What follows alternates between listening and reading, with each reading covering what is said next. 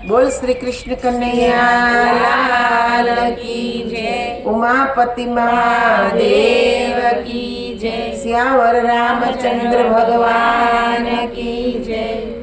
वसुदेवं सुतं देवं कंसचाणूरमर्दनं देवकी परमानन्दं कृष्णं वन्दे जगद्गुरुं। नीलाम्बुजश्यामलकोमलाङ्गं सीतासमारोपितवामभागं पाणौ महाशायकचारुचापं नमामि रामं रघुवंशनाथं। भवानी शङ्करो वन्दे श्रद्धा विश्वासरूपिणो याभ्यां विना न पश्यन्ति सिद्ध स्वान्तस्थमीश्वरम्। सिद्ध स्वान्तस्थमीश्वरम्। सिद्ध स्वान्तस्थमीश्वरम्। बोल श्री सद्गुरुदेव महाराज की जगत जननी श्री माता जी की हृदय सम्राट श्री भोले जी महाराज की परमाराध्य श्री मंगला माता जी की सनातन धर्म की जय। आदरणीय माता बहनों, ઘણીવારથી આપ લોકોએ ખૂબ સુંદર સુંદર ભજનોનું શ્રવણ કર્યું। આપ સર્વે જાણો છો કે દર શનિવારે આપણે અહીંયા સત્સંગ કરીએ છીએ, પણ ભાગ્યમાં હોય એ જ કે છે ભક્તિમાં વળી શકે છે। બધા કાંઈ આવી શકતા નથી।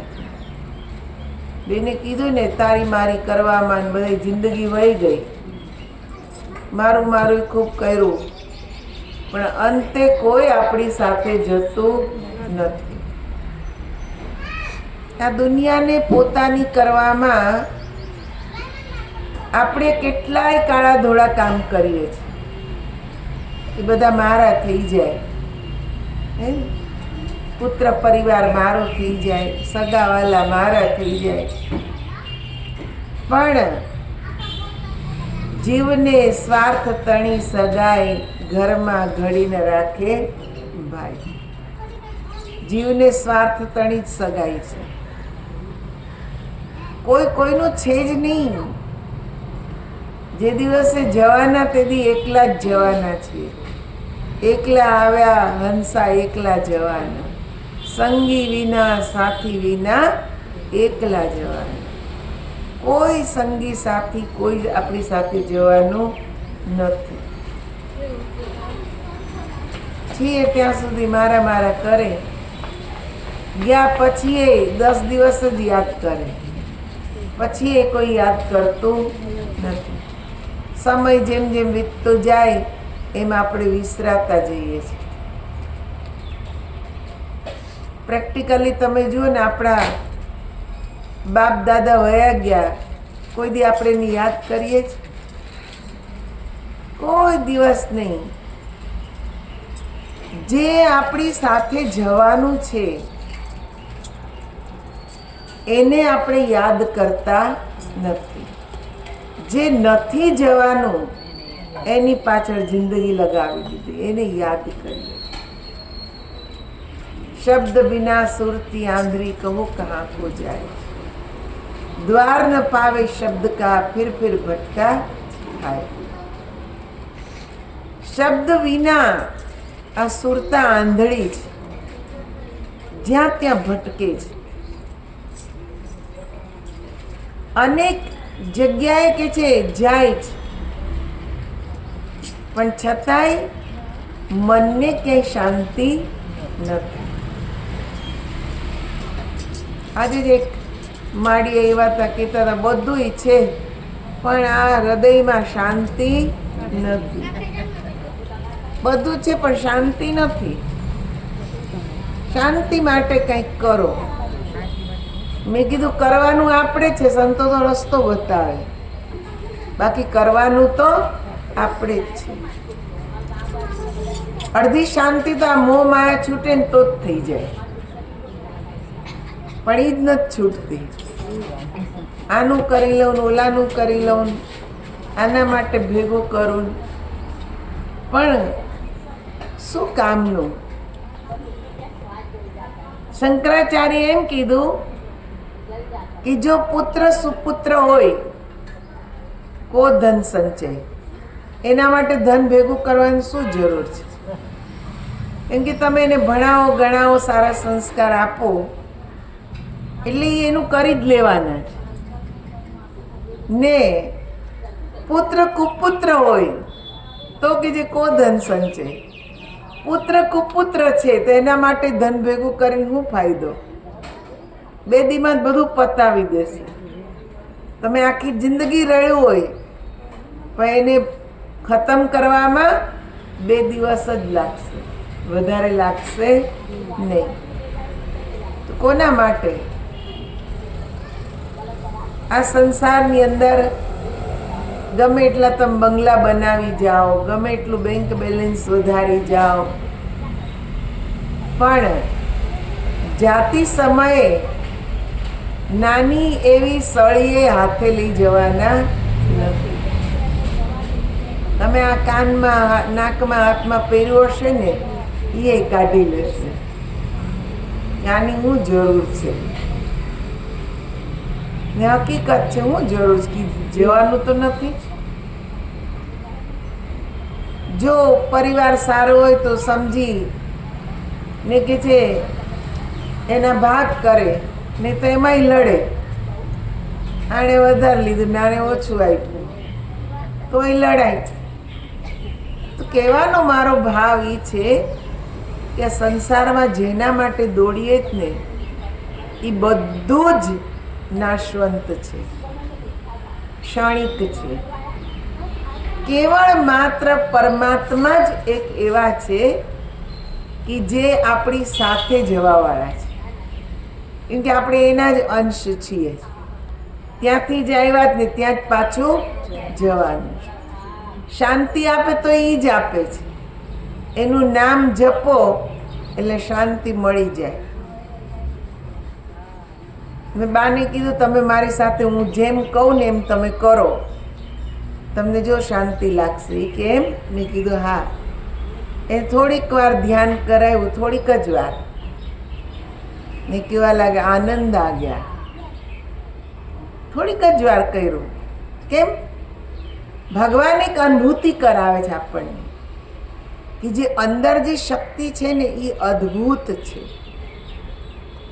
એ શક્તિમાં જો મન જોડાઈ જાય તો શાંતિ જ શાંતિ છે. કેમ કે છે જ સચ્ચિદાનંદ સ્વરૂપ, ને એને જ ઓળખવા માટે પ્રયત્ન કરવાનો છે. કથા વાર્તાઓ તો આપણે જિંદગીભર સાંભળ્યા જ રાખવાના. વારંવાર હું કહેતી હોઉં છું કે કર્મને સુધારો, પણ આપણે આપણા કર્મને સુધારતા નથી. કર્મ કોઈને છોડતું જ નથી. રાજા દશરથ ભગવાનના પિતા હતા, 4 દીકરા હતા, પણ દેહ છોડ્યો ત્યારે એકેય દીકરો પાસે હતો નહીં. કેમ? એમના સ્વયંના પોતાના કર્મનું ફળ. એ તો ભગવાનના પિતા હતા, કર્મ હટાવી ન દે કે તમે ભલે જે કર્યું તે, પણ અત્યારે હું તમારી સાથે છું. પણ નહીં, કર્મ કોઈને છોડતું નથી. ભગવાન હોય, સંન્યાસી હોય, ગૃહસ્થી હોય, બાળક હોય, વૃદ્ધ હોય, તમે જે ભાવથી જે કર્મ કર્યું છે એ તમારી સામે આવવાનું જ છે.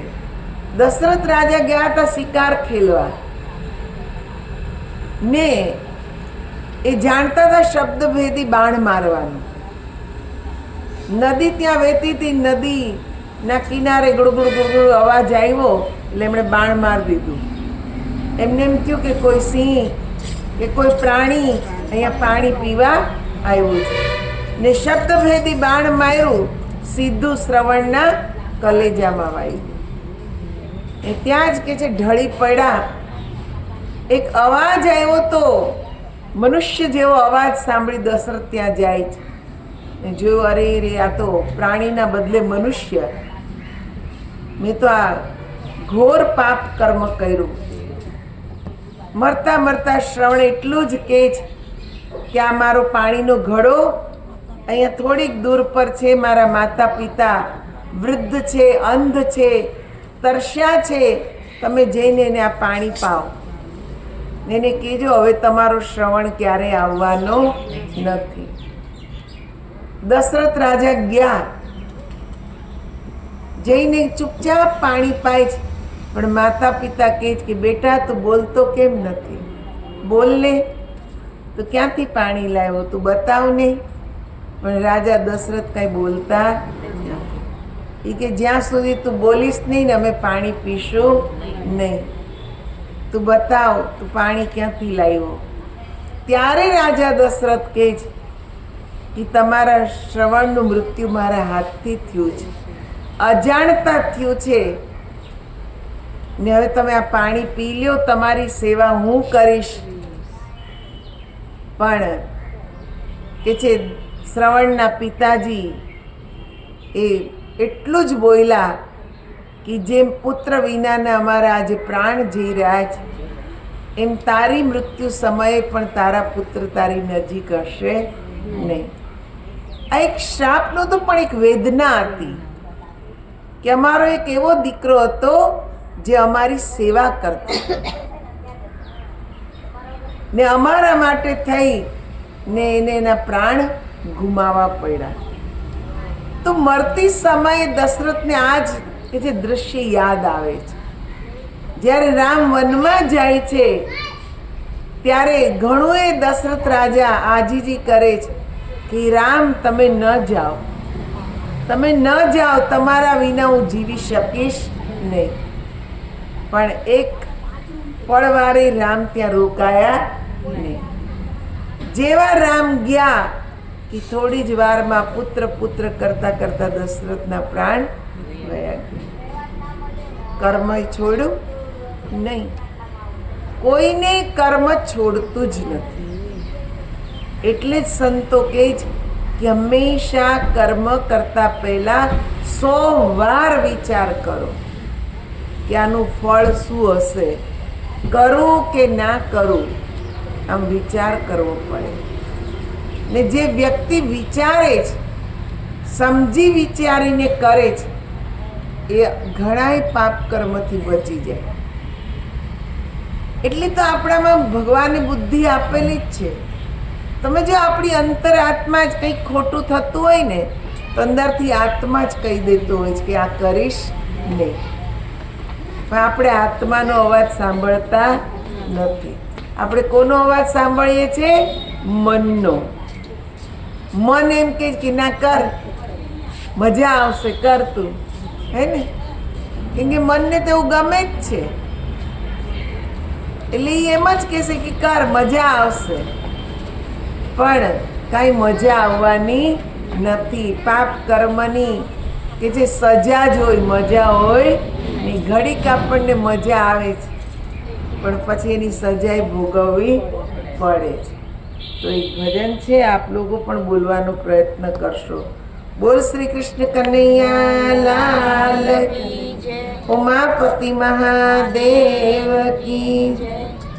મનમાં શું મલકાય કે રોજ તારી આવરદા ઓછી થાય. મનમાં શું મલકાય રોજ તારી આવરદા ઓછી થાય. તારા કર્મ તારે ભોગવવા પડશે, તારા કર્મ તારે ભોગવવા પડશે. તારા કર્મ તારી સાથે રે આવશે, તારા કર્મ તારી સાથે રે આવશે. પછી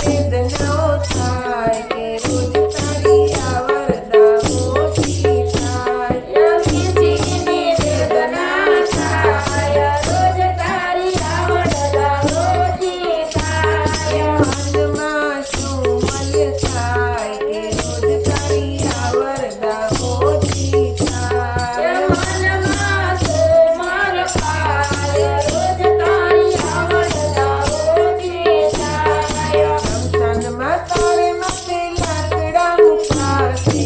શમશાનમાં તારે માટે લાકડા મુકાશે. ઉપર સોનારી પછી આગ મુકાશે. ઉપર સોનારી પછી આગ મુકાશે.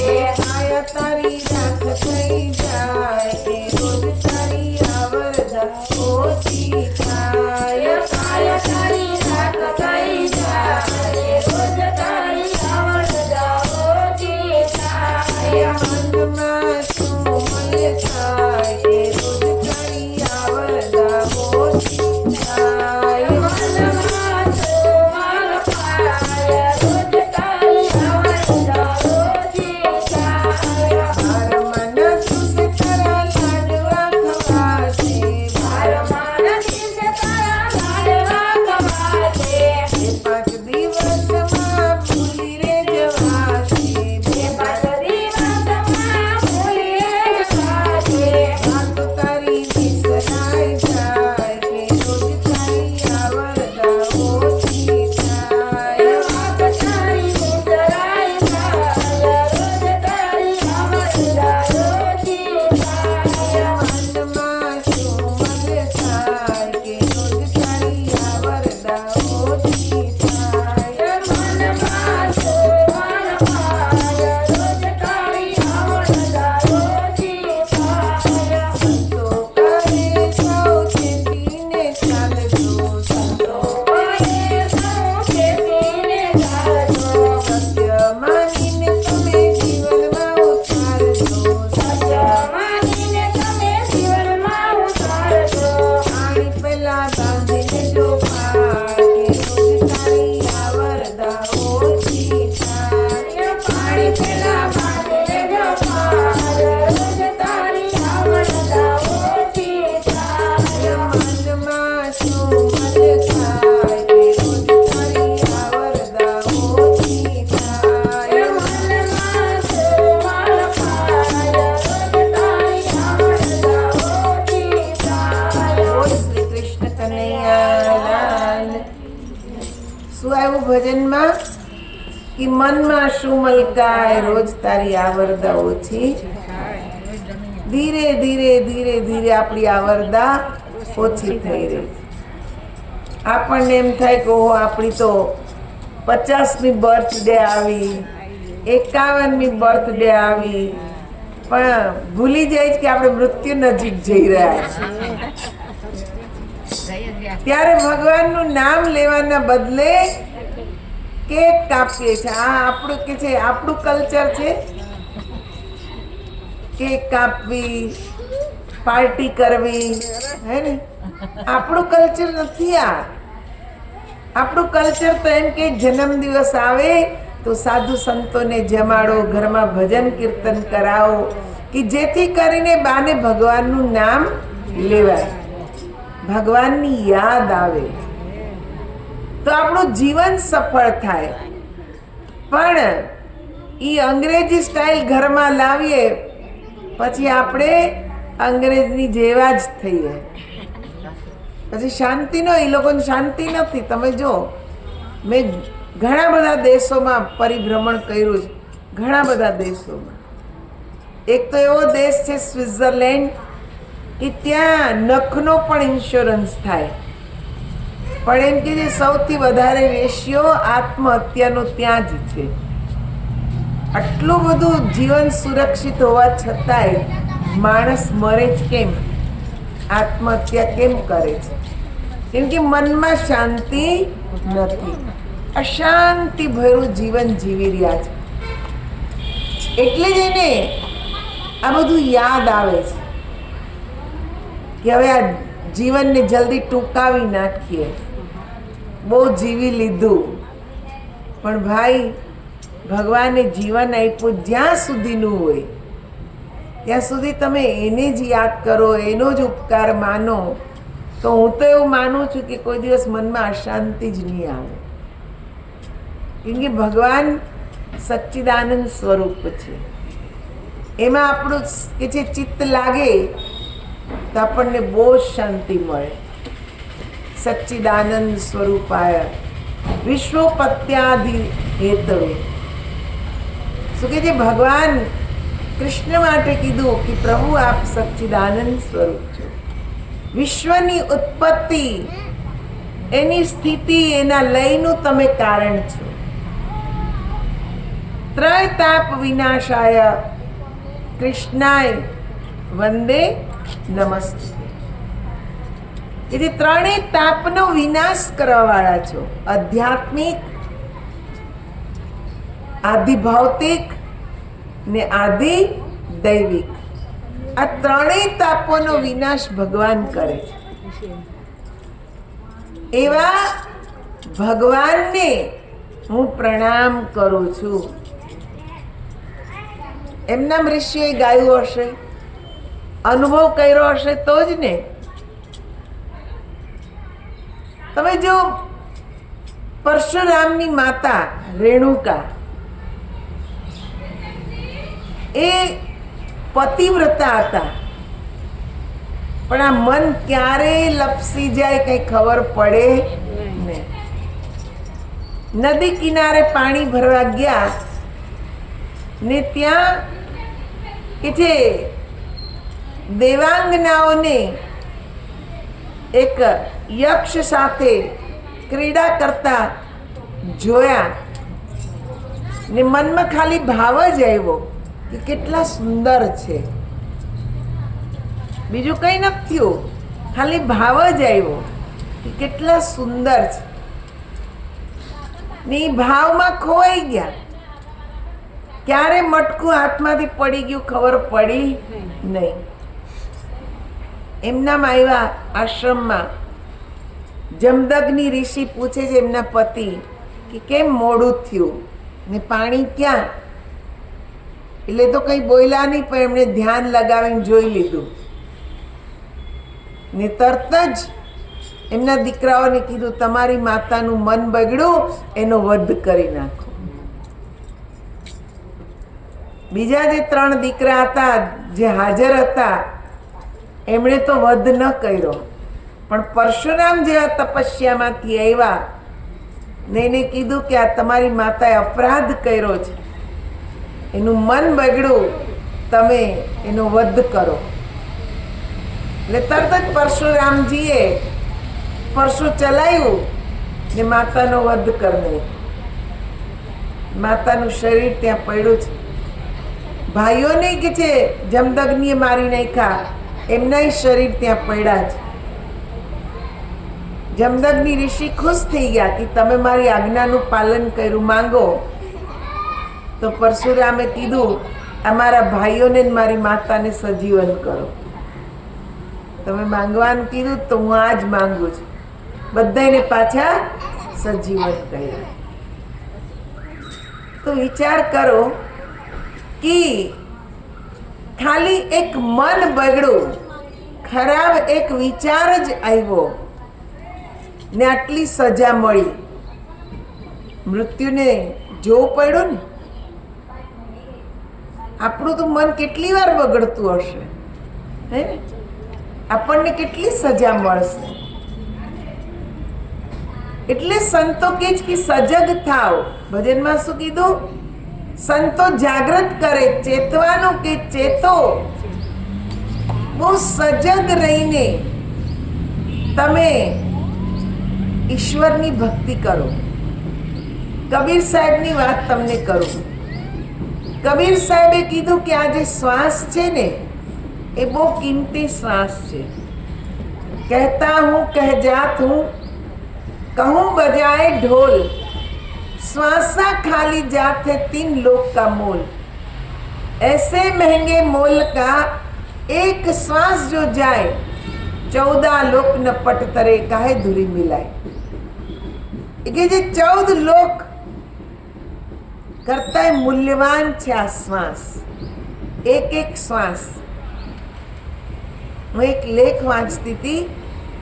ક્રિલિયન નામનો એક બહુ કે છે મોટો ફોટોગ્રાફર બન્યો ને કેમેરા ખુદ બનાવતો.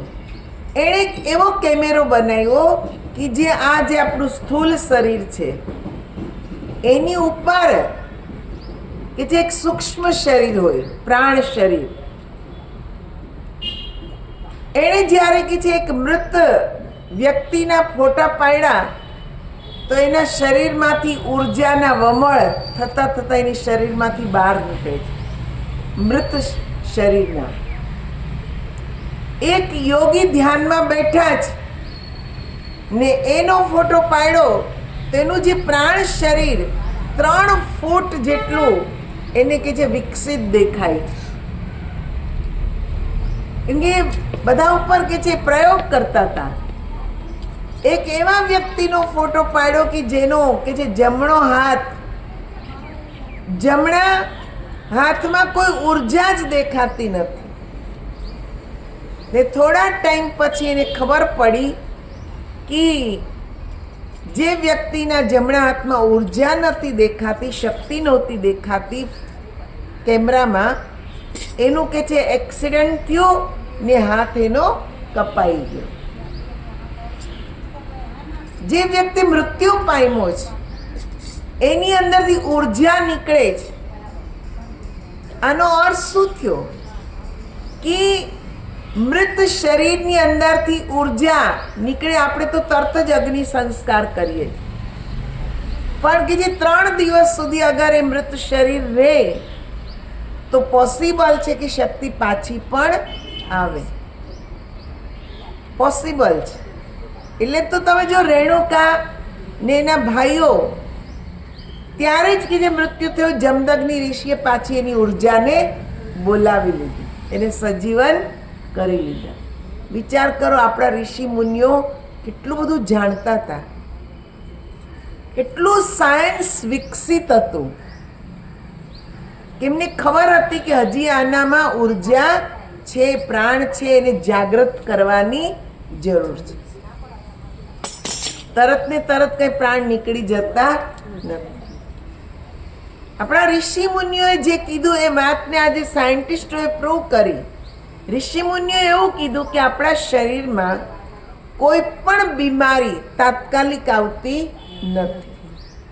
પહેલા આપણા પ્રાણ શરીરમાં, સૂક્ષ્મ શરીરમાં એ કે છે બીમારી આવે, એને આ સ્થૂળ શરીરમાં આવતા કે છે 6 થી 7 મહિના, કોઈને વરસ, કોઈને 2 વરસ લાગે.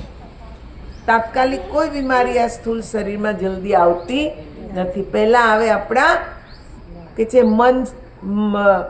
માનસિક શરીરમાં, પછી આવે પ્રાણ શરીરમાં ને પછી આવે સ્થૂળ શરીરમાં.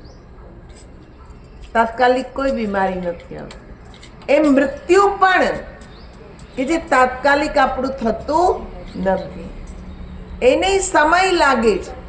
એટલે તમે જો ઘણા બધા ઋષિ મુનિઓ 6 મહિના પહેલા કે જે પ્રિડિક્ટ કરી દે, બતાવી દે કે 6 મહિના પછી ફલાણી તારીખ, ફલાણી તિથિએ મારું મૃત્યુ છે, કહી દેતા. હમણાં રિસન્ટલી વિનોબા ભાવે, એ તો હમણાં થોડા વર્ષ પહેલાની જ વાત, વિનોબા ભાવે શરીર છોડવાના હતા ને એ પહેલા જ એમણે તારીખ આપી દીધેલી કે 6 મહિના પછી આ તારીખે મારું મૃત્યુ થશે, ને થયું. એમ ધ્યાન સાધના કરે છે તો આપણી ઉર્જા ક્યાં જઈ રહી છે, કેટલી વિકસિત છે, કેટલું એનું કે છે ઉર્જા કેટલું કામ કરી રહી છે, આ બધી ઋષિ મુનિઓને ખબર પડે છે. કેવી રીતે? તમે જો આપણે રાતના સૂઈએ છે, સુવા જઈએ છે, તરત આપણને ઊંઘ આવતી નથી, પણ થોડીક વાર પછી આમ પડખું ફર્યા, ડાબી બાજુ, જમણી બાજુ, ક્યારેક સીધા સૂતા, આમ કરતા કરતા ક્યારે આંખ લાગી જાય છે ખબર પડતી નથી. એ જે સુવા ગયા ને આમ તેમ પડખા ફેર્યા, એટલી વારમાં જ નિંદ્રા આવી જાય છે. આ જે સજગતા છે સંતોમાં, ઋષિઓમાં હોય છે. એને ખ્યાલ આવી જાય છે કે આટલા સમય પછી હવે મને ઊંઘ આવી જશે. પછી મને ખ્યાલ રહેશે નહીં. તે ઊંઘ આવી જાય એ જે સમય છે અર્ધ જાગ્રત સમય કહેવાય છે. નથી આપણે જાગતા, નથી આપણે સૂતા. એ અર્ધ જાગ્રત સમયમાં તમે જે સંકલ્પ કરો છો, તમે ભગવાન પાસે જે માગો છો એ તમને તત્કાલ મળે છે. કેમ કે એ સમય જ કે જે સંધ્યા સમય કહેવાય છે, ઊંઘવા ને જાગવા વચ્ચેનો. એ સમયમાં જે સંકલ્પ કર્યો એ કુદરતની શક્તિ, બ્રહ્માંડની શક્તિ એ સંકલ્પને પકડી લે છે ને તમારું કાર્ય પૂર્ણ થાય છે. આ ઋષિ મુનિઓને આ ગણતરી ખબર હોય છે અને એ પ્રમાણે જ પોતાનું કે છે જીવન કેટલું ચાલવાનું છે, ક્યારે મૃત્યુ આવવાનું છે, આ બધું જ એ સમજી જાય છે. આપણે આટલા વિકસિત તો નથી, પણ એટલું જરૂર કરી શકીએ કે ભગવાનનું સ્મરણ કરતા કરતા આપણને નિંદ્રા આવે. તો એ જે નિંદ્રા આવે છે, તો જેટલો નિંદ્રાનો સમય 4 કલાક, 5 કલાક, 6 કલાક તમે નિર્વિઘ્ન એ પરમાત્માના નામમાં જ લાગેલા રહો છો, એ તમારો સમય સફળ થઈ જાય છે. એટલે સંતોએ કીધું કે સૂતા પહેલા મોબાઈલ જોવો નહીં. આપણે તો મોબાઈલમાં જ ટાઈમ જાય છે, એટલે એમ કે 2 વાગ્યા સુધી ઊંઘ જ નથી આવતી. પણ ક્યાંથી આવે? આપણે એ જ જોયા રાખીએ, આ રીલ પછી બીજી કઈ, એના પછી બીજી કઈ, એમાં બધી ઊંઘ ડિસ્ટર્બ થઈ જાય. ને પહેલા આપણા કે છે આ મોબાઈલ નહોતા ત્યારે ફટાફટ ઊંઘ આવતી, કોઈને અનિંદ્રાનો રોગ હતો નહીં. ભાગ્યે જ કોઈ હોય 100માં એકાદ વ્યક્તિ. પણ આજકાલ તો દર બીજી વ્યક્તિએ કમ્પ્લેન છે કે અમને ઊંઘ આવતી નથી. થોડોક સમય પછી તો એવું આવશે, નાના નાના બાળકોને જન્મતા જ ચશ્મા આવી જશે, કેમ કે રેડિયેશનો એવા લાગે છે. એટલે કે જ કે એનાથી દૂર રાખો. રાતના સૂતા સમયે ભગવાનનું સ્મરણ કરો. સ્મરણ કરતા કરતા તમને નિંદ્રા આવે, એ તમારી નિંદ્રા કે છે સપના વગરની ઊંઘ ને તમને પૂર્ણ એનર્જી આપે છે. એ નિંદ્રા તમારી સમાધિ અવસ્થા જેવી છે કે જેમાં તમે પરમાત્માનું જ ભજન કરો. ને આપણે એમ કે ટાઈમ જ નથી, એમ કે આપણે ટાઈમ આપતા જ નથી. આ મનને બહારની દુનિયામાં એટલું બિઝી કરી નાખ્યું છે કે આંતરિક જગતમાં એને જવા દેતા નથી. એ અંતરમાં જાય તો એને ખબર પડે ને કે અંતરમાં કેટલી અગાધ શક્તિ છે. તો કબીર સાહેબે કીધું કે એક એક શ્વાસ બહુ કિંમતી છે. શ્વાસ શ્વાસ સુમિરન કરો, बिरथा श्वास मत खोई, ना जाने श्वास का आवन हो या ना होई. કે જે હર એક શ્વાસમાં સ્મરણ કરો, હર એક શ્વાસમાં પ્રભુને યાદ કરો. અંદરથી બહાર નીકળે શ્વાસ પાછો અંદર જવાનો છે કે નહીં એની કોઈને ખબર નથી. એટલે હર એક શ્વાસમાં પ્રભુને યાદ કરો. ને કેટલા સજગ એ જ્યારે કે જે કપડું વણતા એકવાર તાર ની સાથે તાર કે છે અટવાઈ ગયો ને ગાંઠ પડી ગઈ. એ ગાંઠ ખોલવામાં એક શ્વાસ નીકળી ગયો, એમની આંખમાંથી આંસુ આવી ગયા. એમની બાજુમાં એમનો શિષ્ય કામ કરે, એણે પૂછ્યું, ગુરુદેવ કેમ તમારી આંખમાંથી આંસુ આવ્યા? એ કે મારો એક શ્વાસ ભગવાનના નામ વગર નીકળી ગયો. આ તો પ્રભુની દયા કે મને પાછો શ્વાસ આપ્યો. ના આપ્યો હોત, આ જ છેલ્લો શ્વાસ હોત તો હું તો કે છે રેશમનો કીડો જ બની જાત ને. મારી ભક્તિ અત્યાર સુધી કરેલી નિષ્ફળ વહી જાત. મારે કે છે નરકમાં કેટલાય કીડા બનવું પડત. એક સાધારણ અમથી ભૂલ એ આપણને નરકમાં નાખી દે છે. રાજા નૃગ હતા, બહુ દાની હતા, હજાર હજાર ગાયોનું દાન કરતા.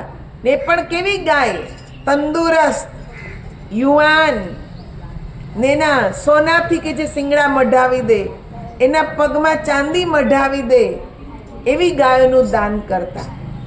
બ્રાહ્મણોને ખૂબ દાન આપ્યું.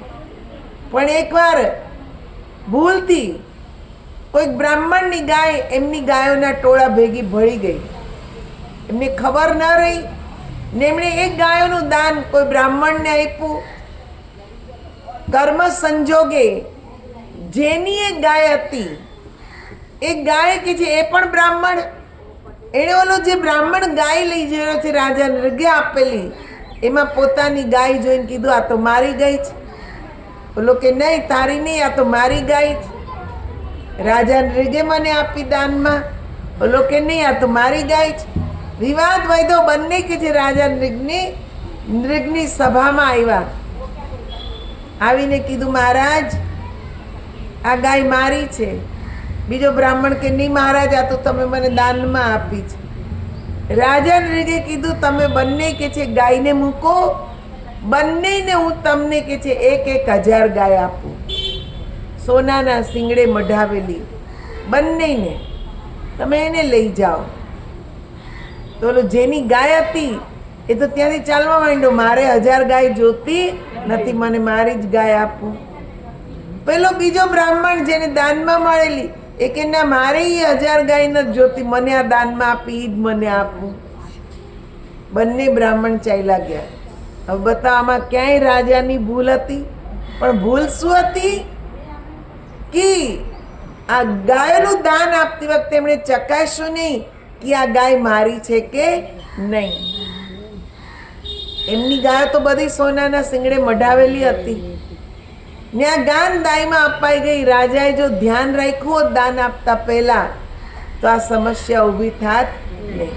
આ જ ભૂલનું પરિણામ કે રાજા નૃગને જ્યારે મૃત્યુ પછી યમરાજ પાસે ગયા તો યમરાજે કીધું તમે તો એટલું દાન કર્યું છે કે તમને સ્વર્ગમાં અનંત સુખ મળશે, પણ હે રાજન તમારાથી એક ભૂલ થઈ છે, એના કારણે તમારે નરક પણ ભોગવવું પડશે. બોલો શું કરું? રાજાએ કીધું એક જ ભૂલ છે ને પેલા નરક જ આપી દો. ને યમરાજે કીધું જાઓ. તો કે જે નીચે પડતા પડતા આવ્યા તો શું બની ગયા? કાચિંડો. એવડો મોટો કાચિંડો, પહાડ જેવો. ને કેટલાય વર્ષો સુધી ત્યાં એને રહેવું પડ્યું ને કેટલાય કીડા મકોડા ખાઈને પાપ વધાર્યું. તો તમે જો એક નાનકડી ભૂલ સાધુ સંત બ્રાહ્મણનું કે જે લેવાય નહીં ને કદાચ આવી ગયું હોય ને તો એ કે છે માફી માંગીને પાછું આપી દેવું પડે. ને આપણે જો એવી અપેક્ષા રાખીએ કે કંઈ વાંધો નહીં તો વયા ગયા ને, એને તો લીધું નહીં, મેં તો આપવાની કોશિશ કરી જ, રાજા નૃગે કીધું જ તું ને આપું, આ ગાય મૂકી દો એ બીજી લઈ જાઓ. એણે કરવાની શું જરૂર હતી? તમારી આ ગાય જ ને તમે લઈ જાઓ. ભૂદેવને એમ કીધું હોત કે તમારી આ ગાય હતી તમે લઈ જાઓ તો કે છે નરકમાં જવું પડત નહીં. ને પહેલું શું માંગ્યું? નરક. સ્વર્ગ માંગ્યું હોત તો કદાચ દાન પુણ્ય કરી ને ભૂલ સુધારી દેવાત, પણ પેલું નરક માંગ્યું અને કીડા ખાઈને વળી પાછું પાપ વધાર્યું. આ જ આપણને શીખવાડે કે જીવનમાં ક્યારેક કંઈક ભૂલ થઈ જાય તો પ્રાયશ્ચિત કરવું, પણ સારું કામ કરતા જ રહેવું. સારું કામ છોડવું નહીં, સારું કામ કરતા જ રહેવું. ભૂલ થઈ જાય, મનુષ્ય માત્ર ભૂલને પાત્ર, ઘણીવાર કહેતી હું, પણ સારું કામ કરતા રહીએ ને પશ્ચાતાપ થતો રહે કે મેં આવું એક કામ કર્યું હતું, જે થયું હોય તો આપણે પાપ કર્મોથી બચી જઈએ છીએ. તો જીવનની અંદર સારું કામ કરવા આવ્યા છીએ, પરમાત્માને ઓળખવા આવ્યા તો પરમાત્માને ઓળખી લો, એને જાણો, સંતો પાસે જાઓ, પૂછો, અમને રસ્તો બતાવો, ભક્તિનો માર્ગ બતાવો કે અમે સાચી ભક્તિ કરીએ ને અમારું જીવન સફળ બનાવીએ. નિરંતર પ્રભુ નામ સ્મરણ કરતા રહેવું. અગર જ્ઞાન છે તો, નથી તો સંતો પાસેથી જાણી લેવું, જેથી આપણું જીવન સુધરી જાય. બોલ શ્રી સદગુરુદેવ મહારાજ કી જય.